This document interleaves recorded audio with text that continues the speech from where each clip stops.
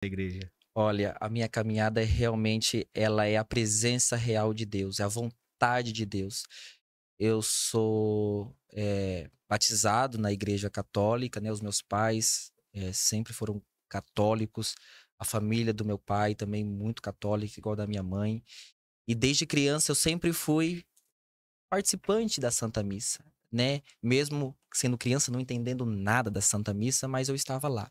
E até algo interessante que muitas pessoas não sabem, que eu sempre achei curioso a Santa Missa, o que acontecia na Santa Missa, né?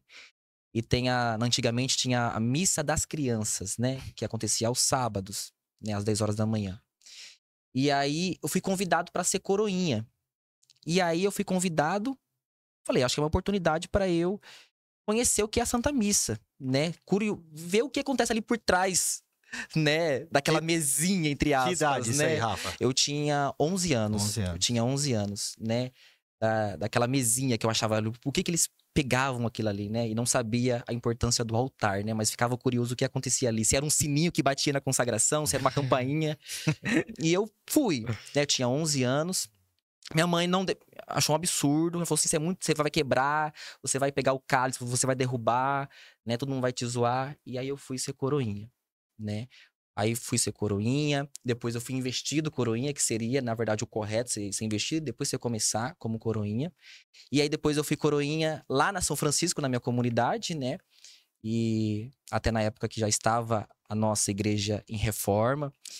E aí, posteriormente, algo que me emociona muito, que em Pirapó aconteceu as santas missões, né? As missões Redentoristas, né?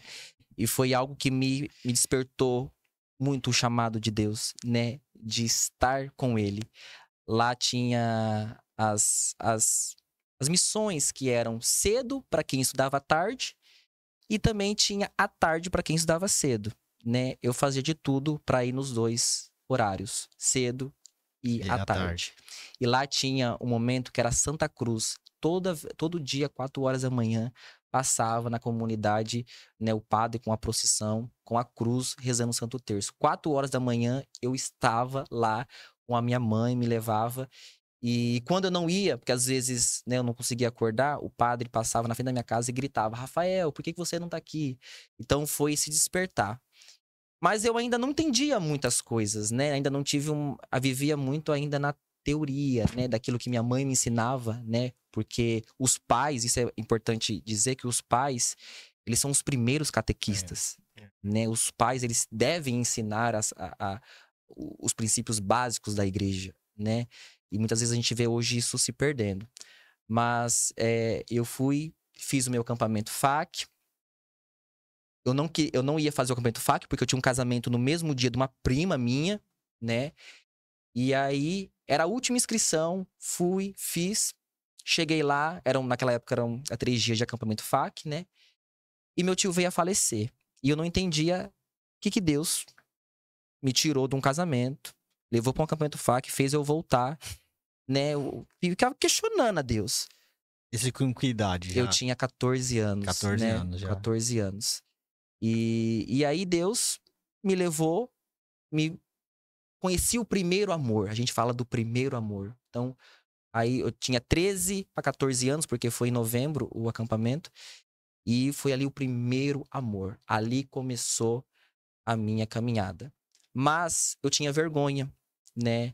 Eu tô falando aqui, mas até me perdoa por conta que eu sou gago, né? E eu tinha muita vergonha, né, de falar em público.